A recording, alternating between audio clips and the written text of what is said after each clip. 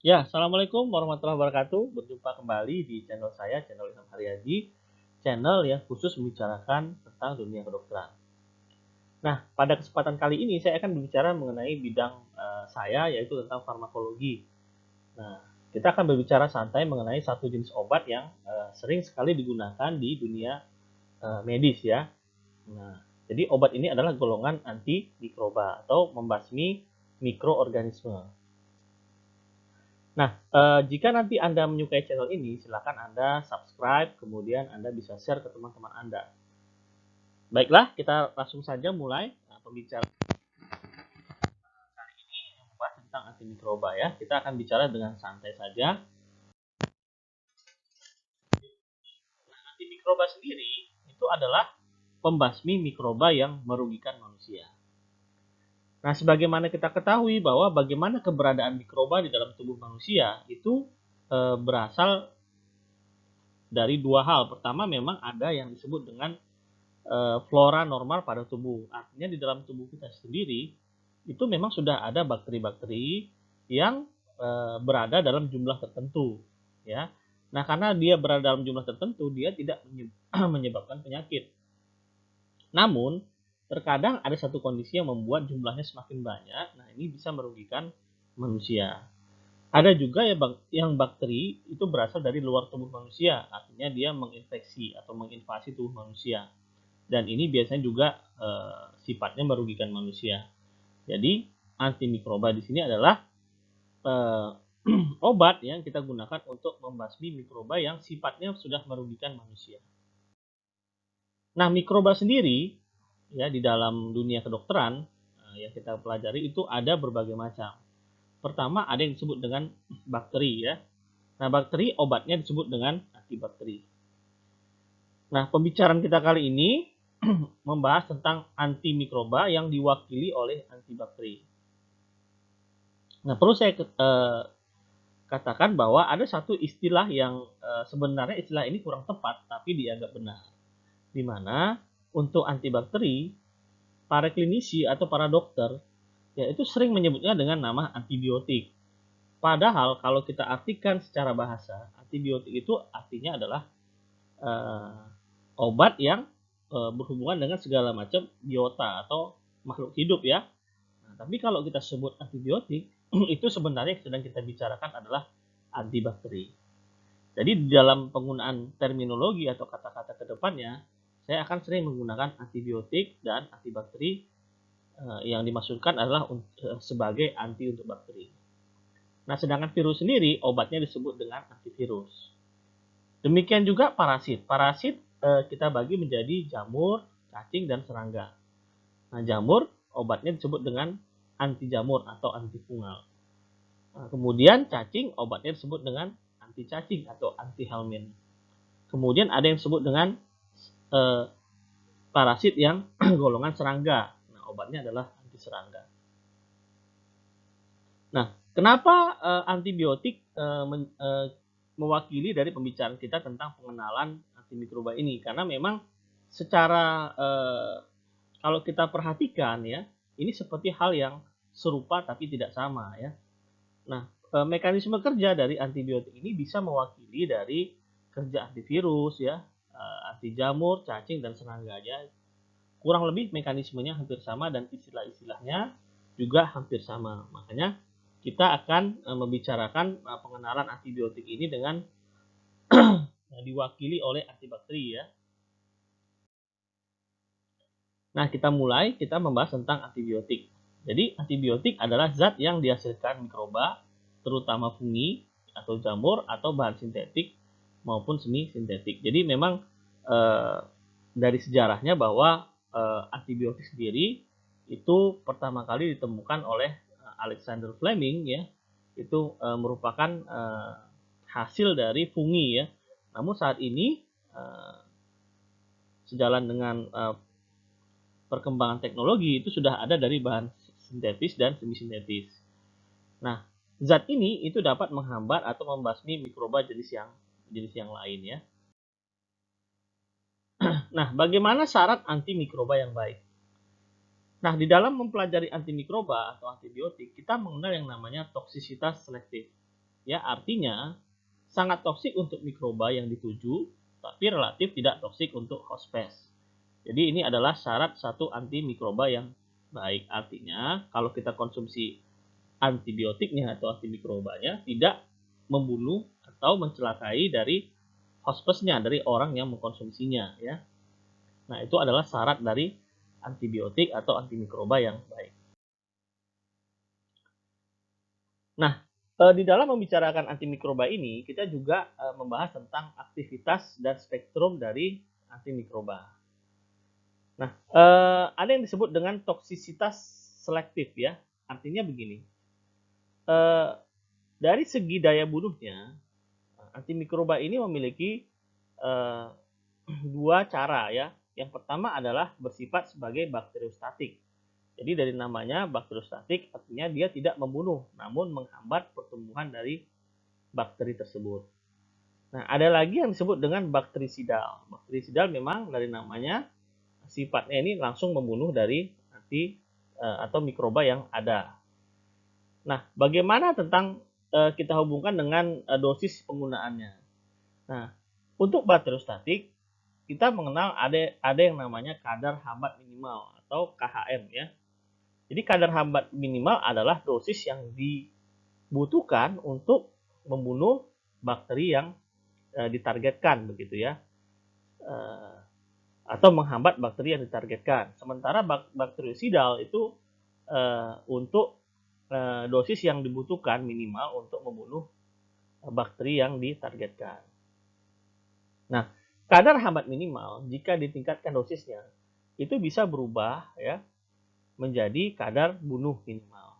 Artinya, obat bakteriostatik dengan dosis yang terus ditingkatkan itu bisa berubah menjadi bakterisidal. Nah, di dalam antimikroba juga kita mengenal ada yang namanya spektrum, ya. Spektrum ini daya bunuh, ya, keluasan daya bunuh dari antimikroba tersebut. Nah, ada yang berspektrum sempit.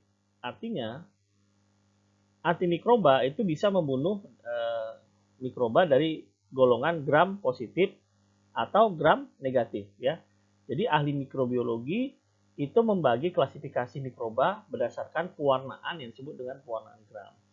Ada bakteri-bakteri yang digolongkan menjadi gram positif, ada juga yang menjadi gram negatif, gitu. Nah, jadi untuk yang spektrum sempit dia hanya membunuh bakteri gram positif atau gram negatif saja.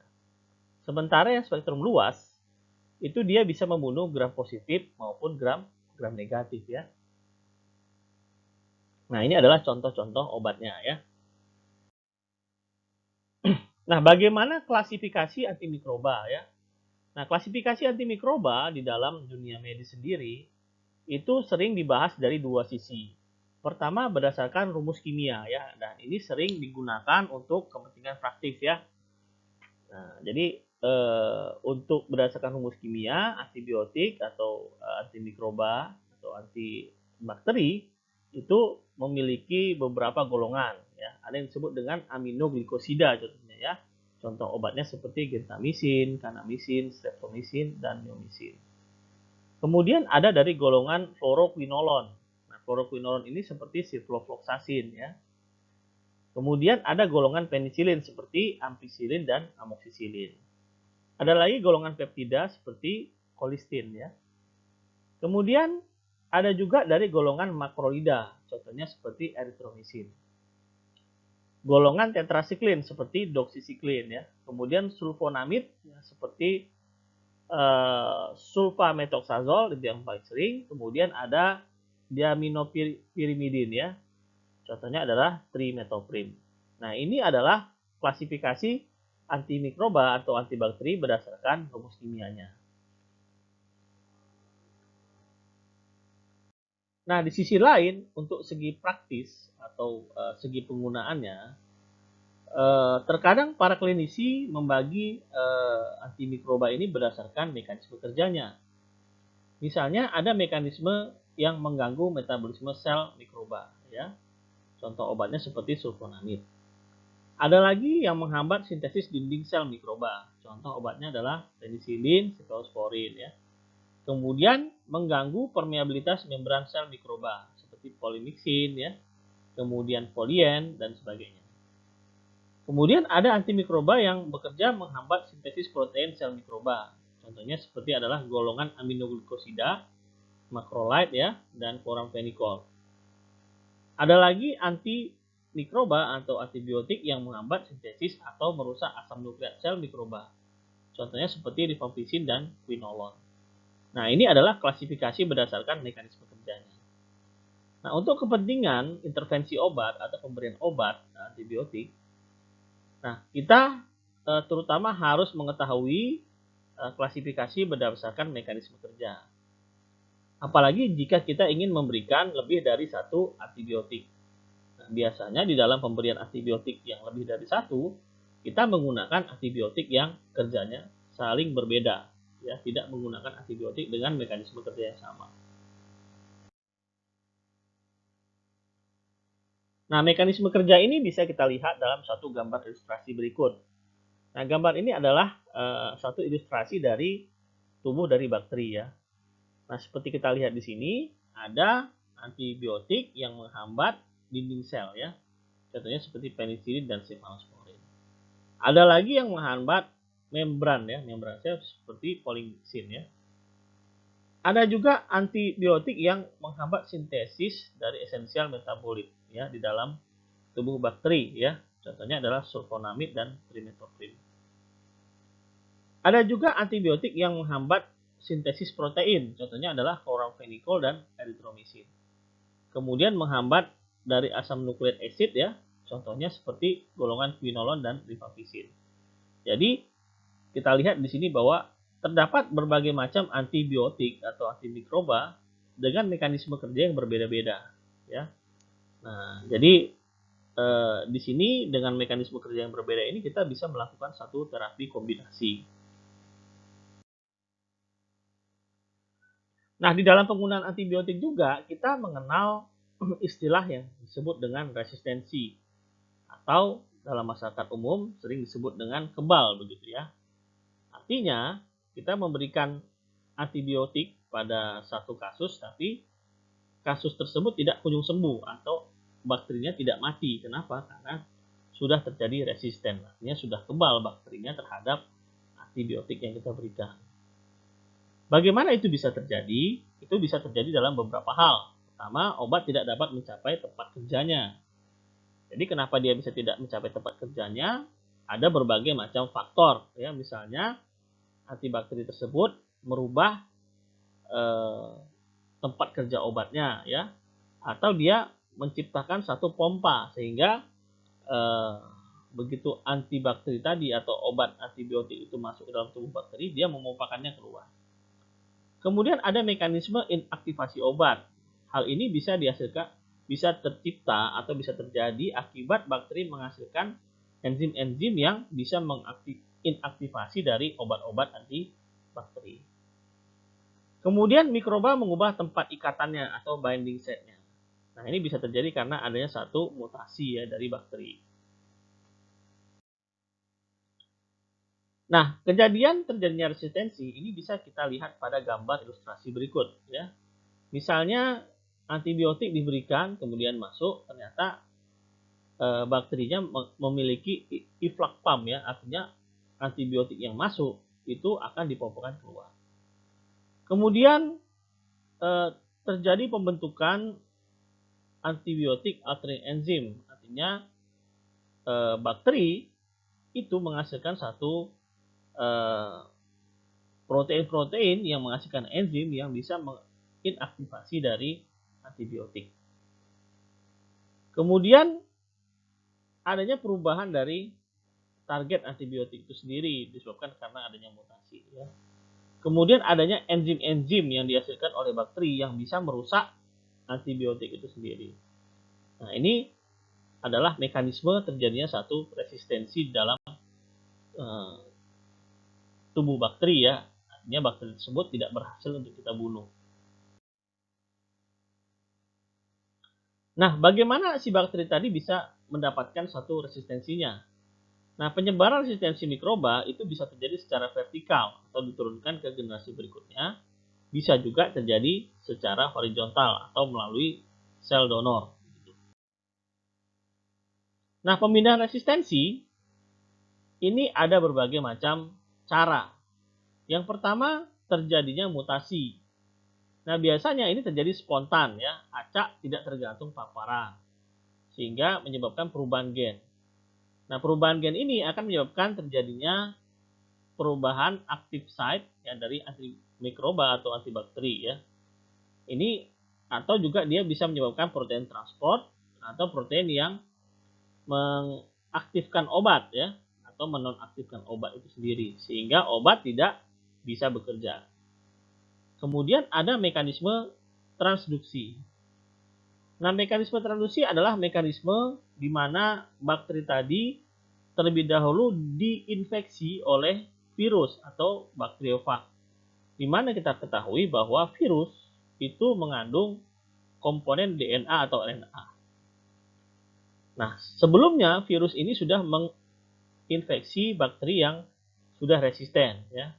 Nah, kemudian virus melakukan penggandaan ya di dalam bakteri yang resisten tadi, dan sebagian dari partikel DNA yang ada di bakteri yang terinfeksi sebelumnya oleh virus ini tertranskrip ke dalam virus yang baru, virus anakan. Nah, virus anakan ini akan menginfeksi bakteri yang lain, dan pada saat menginfeksi maka virus ini akan menginjeksikan komponen DNA-nya sehingga ini tertranskrip oleh bakteri yang baru diinfeksinya sehingga menghasilkan satu bakteri baru yang resisten juga. Nah, kemudian ada cara yang unik lagi yang disebut dengan transformasi. Nah, ini adalah mengambil DNA bebas yang bersifat resisten dari sekitarnya. Nah, bila diibaratkan misalnya ada dua bakteri ya, yang satu bakterinya mati, yang satu tidak. Nah, mereka saling berdekatan. Nah, bakteri yang mati tentunya dia akan pecah dan mengeluarkan isinya ya. Isinya termasuk komponen genetiknya. Nah, komponen-komponen genetik yang hanyut atau berhamburan ini secara tidak sengaja terhirup atau termakan oleh bakteri di sampingnya. Nah, di mana kita ketahui bahwa bakteri yang mati tadi sudah menyimpan berbagai kode genetik yang sifatnya resisten terhadap satu obat. Nah, ini akan tertranskrip oleh bakteri yang tidak sengaja menelan dari komponen DNA tadi. Nah, kemudian ada mekanisme yang disebut dengan mekanisme konjugasi. Ini adalah hal yang lumrah di mana terjadinya perkawinan ya antara satu bakteri dengan bakteri yang lainnya, di mana salah satu bakteri sudah memiliki genetik ya yang resisten. Ini akan menghasilkan satu keturunan bakteri yang juga resisten. Jadi ini adalah berbagai mekanisme untuk terjadinya satu resistensi pada mikroba ya atau bakteri. Nah, ini bisa diilustrasikan dalam gambar berikut ya. Kita lihat di sini ada metode transduksi di mana ada satu bakteriofag atau virus ya yang mengambil komponen DNA dari bakteri sebelumnya yang dia infeksi, yang ternyata di dalam DNA-nya sudah ada bakat-bakat resisten. Nah, kemudian dia menginfeksi bakteri yang lain dan dia melepaskan komponen DNA-nya. Nah, komponen DNA ini akan ditranskrip atau tertranskrip oleh bakteri yang terinfeksi ya sehingga menghasilkan satu asam amino yang baru yang sifatnya bisa menciptakan satu resistensi. Nah, ada juga yang bersifat konjugasi, artinya perkawinan ya. Jadi jika salah satunya sudah memiliki DNA yang sifatnya resisten, maka ini akan menghasilkan satu keturunan yang resisten. Ada juga yang dari segi transformasi tadi, ya di mana ada satu bakteri di sebelahnya yang hancur, maka komponen resisten gennya tadi secara tidak sengaja termakan ya atau terminum oleh bakteri yang masih hidup tadi. Nah, ini akan tertranskrip di DNA di bakteri yang masih hidup ini sehingga menghasilkan satu komponen protein yang bisa membuat bakteri tersebut menjadi resisten. Oke, faktor-faktor apa saja yang memudahkan terjadinya resistensi antimikroba di klinik? Hal tersebut bisa terjadi akibat penggunaan antimikroba yang sering ya. Jadi kalau kita sering menggunakan antimikroba itu juga dapat memudahkan terjadinya resistensi. Kemudian penggunaan antimikroba baru yang berlebihan, ya. Kemudian penggunaan antimikroba untuk ternak, penggunaan antimikroba yang irasional, penggunaan antimikroba untuk jangka waktu yang lama, dan perubahan pola hidup ya, misalnya metode transportasi modern, kemudian perilaku seksual, sanitasi yang buruk, dan lain sebagainya. Nah, slide berikut membahas tentang efek samping dari penggunaan antimikroba. Beberapa efek samping yang kemungkinan dapat muncul dalam penggunaan obat-obat antimikroba. Pertama adalah reaksi alergi ya, ini yang memang kita sedikit khawatirkan ya dari penggunaan antimikroba pada pasien. Nah, di mana reaksi alergi ini melibatkan sistem imun dan prognosisnya sukar diramalkan dan dapat terjadi dari mulai ringan sampai dengan berat. Reaksi berikutnya adalah reaksi idiosinkrasi, di mana reaksi abnormal yang diturunkan secara genetik. Ya, jadi ada orang-orang tertentu yang diberikan antimikroba dapat terjadi reaksi yang sedikit aneh gitu ya, kadang-kadang tidak kita prediksikan. Dan itu bisa terjadi. Nah, ini disebut dengan reaksi idiosinkrasi. Kemudian efek samping lainnya adalah reaksi toksik, di mana kemungkinan terjadinya neurotoksik ya dan hepatotoksik. Ini terjadi pada orang-orang tertentu. Kemudian efek samping lainnya adalah perubahan biologik dan metabolik, di mana penggunaan antimikroba ini dapat menyebabkan perubahan ekologi kuman ya pada tubuh hospes. Di mana kita ketahui bahwa tubuh manusia ini memiliki flora normal ya. Nah, penggunaan antimikroba itu dapat mempengaruhi flora normal tersebut sehingga dapat terjadi adanya infeksi yang lain, misalnya timbulnya infeksi jamur.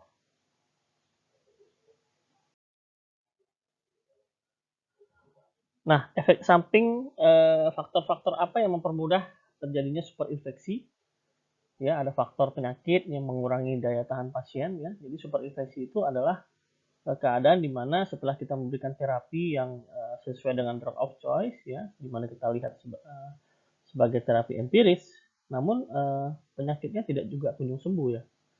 Nah, hal ini bisa terjadi karena adanya superinfeksi. Nah, jadi ada faktor penyakit yang mengurangi daya tahan pasien sehingga penyakitnya tidak sembuh, kemudian penggunaan antimikroba yang terlalu lama, kemudian luasnya spektrum aktivitas antimikroba obat baik tunggal maupun kombinasi. Nah, apa yang kita lakukan jika terjadi superinfeksi? Yang kita lakukan adalah pertama kita melakukan biakan ya mikroba penyebab superinfeksi tadi. Kemudian setelah itu kita lakukan uji sensitivitas dengan memberikan suatu antimikroba yang efektif terhadap mikroba tersebut. Oke, nah slide berikut menunjukkan faktor pasien yang mempengaruhi farmakodinamik dan farmakokinetika dari antimikroba yang kita berikan ya. Jadi ada beberapa faktor yang mempengaruhinya. Pertama adalah usia ya. Jadi usia. Jadi tentunya organ dan sistem tubuh belum sempurna nih pada saat masih usia muda ya, atau terjadi degradasi pada usia yang tua. Jadi ini harus menjadi perhatian kita sebelum kita memberikan antimikroba ya, terutama dalam pertimbangan pemilihan antimikroba dan menentukan dosisnya.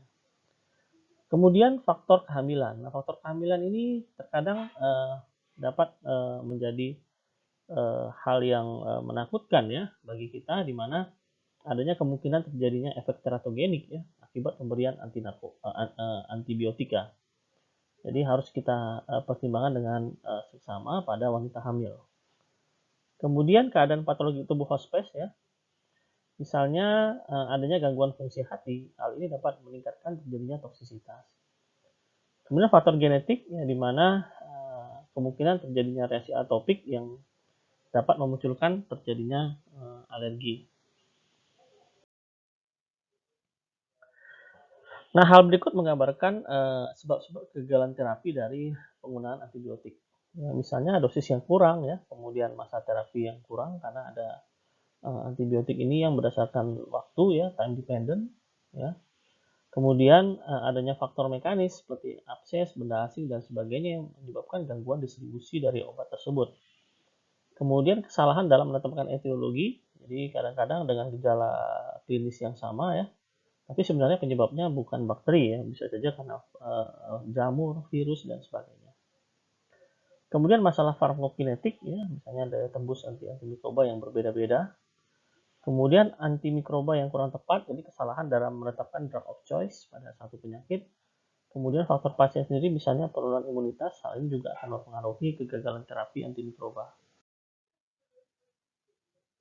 Nah, pertimbangan dalam memberikan antimikroba di klinik ini berdasarkan pertama adalah gejala klinis pasien ya. Kita harus melihat bagaimana gejala klinisnya sehingga kita bisa menetapkan satu diagnosis yang benar dan bagaimana kondisi pasien yang ada saat kita melakukan penanganan, apakah pasien tersebut dalam keadaan yang penyakit yang sedang ya atau yang berat ya. Di sini juga akan menentukan bagaimana administrasi obat yang akan kita berikan. Apakah kita akan memberikannya dalam bentuk suntikan atau obat makan begitu. Nah, kemudian faktor harga juga menjadi hal yang penting sekali untuk kita pertimbangkan. Mengingat bahwa antimikroba ini memiliki rentang harga yang berbeda-beda ya, mulai dari yang murah sampai dengan yang mahal ya. Kemudian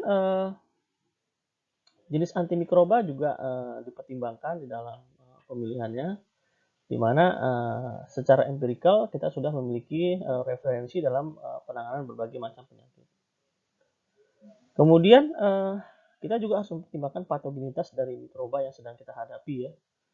Selain itu juga mekanisme daya tahan hospes juga menjadi pertimbangan pada saat kita akan memberikan terapi antimikroba. Nah, indikasi pemberian antimikroba ini harus dipertimbangkan dengan seksama ya. Jadi sangat-sangat tergantung sekali dari pengamatan klinis dokter yang menangani pasien. Nah, jadi dalam pemilihannya kita akan mendasarkan pada empiris, yaitu pengalaman atau dari jurnal-jurnal sebelumnya, dari textbook, atau kita bisa memutuskannya dengan uji sensitivitas pada pasien yang sedang kita hadapi, sehingga kita bisa mendapatkan antimikroba yang memang betul-betul sensitif. Nah, pilihan antimikroba dan posologinya ini berdasarkan sensitivitas mikroba, kemudian keadaan tubuh hospes, kemudian faktor biaya dan pengobatan. Nah, perihal dosis dari antimikroba yang akan kita berikan, ada beberapa faktor yang kita menjadi pertimbangan. Pertama adalah faktor usia ya, kemudian berat badan, fungsi ginjal, fungsi hati, dan faktor farmakokinetik dan farmakodinamika dari obat sendiri. Nah, dosis sendiri sangat bergantung kepada absorpsi, kemudian hambatan dalam distribusi dan cara pemberiannya. Nah, bagaimana dengan kombinasi antimikroba? Apakah dibolehkan? Ya, ternyata sangat dibolehkan sekali ya penggunaan kombinasi antimikroba. Jadi artinya kita memberikan lebih dari satu antimikroba. Nah, tujuannya ada berbagai macam. Pertama, pengobatan infeksi campuran. Kemudian untuk pengobatan awal pada infeksi berat dan yang etiologinya belum jelas, untuk mendapatkan efek sinergi dan memperlambat timbulnya resistensi. Nah, bagaimana dengan penggunaan antimikroba sebagai terapi pencegahan? Nah, sebagai terapi pencegahan, ini bisa kita bedakan menjadi dua hal. Pertama, untuk kasus non-bedah. Jadi untuk kasus non-bedah, tujuannya adalah untuk melindungi seorang yang terpajan atau terekspos kuman tertentu. Misalnya jika Anda bertugas pada instalasi yang rentan sekali terhadap terjadinya infeksi, misalnya instalasi paru ya, dan sebagainya, itu sangat rentan sekali. Jadi Anda bisa saja menggunakan antimikroba sebagai terapi profilaksis non-bedah. Kemudian untuk mencegah infeksi bakterial sekunder pada seorang yang sedang menderita penyakit. Nah, ini sering dilakukan pada pasien-pasien yang terbaring lama di rumah sakit untuk mencegah terjadinya satu infeksi nosocomial atau infeksi yang disebabkan karena kuman-kuman yang berada di rumah sakit ya. Kemudian mencegah endokarditis pada pasien kelainan katup dan sentul jantung lainnya yang menempuh prosedur yang sering menimbulkan bakteri ini. Misalnya pada ekstraksi gigi pada pasien-pasien yang kelainan katup ya. Sedangkan profilaksis untuk bedah ini harus dibedakan dengan terapi ya, di mana hanya untuk tindakan bedah yang sering disertai dengan infeksi pasca bedah. dan membawa akibat berat pada infeksi pasca bedah. Antimikroba harus sesuai dengan mikroba yang potensi yang timbul infeksi pasca bedah. Nah, biasanya pemberiannya diberikan secara intravena maupun intramuskular.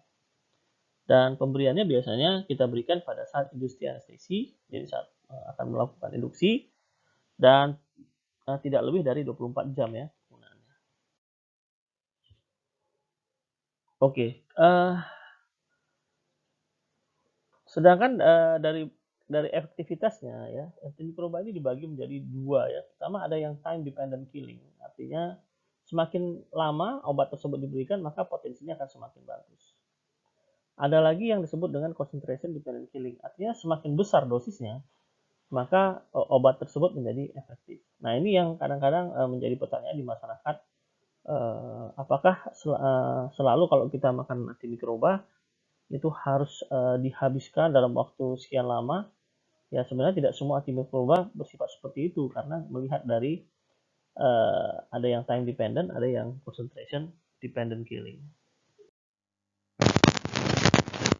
Nah, daftar obat antimikroba atau antibiotik apa saja yang tersedia di Indonesia untuk kita sebagai dokter, apalagi kita dokter di pelayanan primer, panduan kita adalah daftar obat esensial nasional. Saat ini pemerintah Indonesia sudah mengeluarkan daftar obat esensial nasional efektif 2017. Dan kita bisa melihat kira-kira antimikroba golongan apa saja yang ada. Dan ini setidaknya Anda bisa menghafalkan satu jenis dari setiap golongan ya antimikroba tersebut. Nah, kesimpulan dari pertemuan kita kali ini adalah antimikroba adalah golongan obat yang digunakan untuk menghambat atau membunuh mikroba yang merugikan pada tubuh manusia dan hewan. Antimikroba dapat berbentuk bahan alami maupun sintetis yang berasal dari mikroba yang lain. Berdasarkan mekanisme kerjanya, antimikroba dapat dibagi menjadi beberapa golongan. Jadi memang sudah tadi ada berbagai golongan ya. Jadi penggunaan antimikroba harus mengikuti aturan pakai agar mencapai kadar bunuh minimal atau kadar hambat minimalnya. Penggunaan antimikroba yang irasional dapat menyebabkan timbulnya resistensi. Kemudian resistensi dapat terjadi secara vertikal maupun horizontal. Pemilihan penggunaan antimikroba didasarkan atas kondisi klinis pasien dan atas empiris serta uji sensitivitas antimikroba. Nah, ini adalah bahan-bahan pustaka yang kita gunakan untuk menyusun video ini. Dan terima kasih sudah menyaksikan video ini. Dan semoga bermanfaat untuk saya dan untuk Anda. Dan jika Anda rasa video ini bagus, Anda bisa subscribe dan Anda bisa share ke teman-teman Anda. Dan Anda juga bisa memberikan komen yang positif untuk membangun channel ini. Terima kasih. Assalamualaikum warahmatullahi wabarakatuh.